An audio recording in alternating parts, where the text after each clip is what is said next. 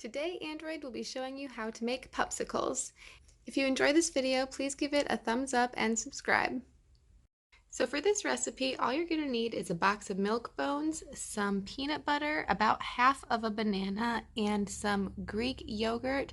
The best kind is the non-fat Greek yogurt. And we're just going to mix our peanut butter, our banana, and our yogurt in a little bowl. And the part doesn't really matter. I'm probably going to end up using about half a banana, about half of that jar of peanut butter, and the entire thing of Greek non-fat yogurt. Next, we're just going to give our mixture a really good stir and make sure everything is super well incorporated. Once everything is super well incorporated, we're just going to take an ice tray container and start filling in the holes. Our last step is going to be to put milk bones in. And we're just going to start on one end and press them down.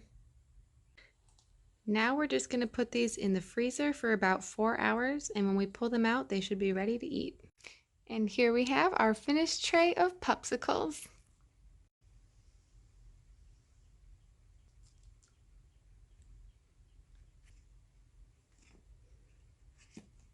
I let it melt for him, so let's see how he likes it now.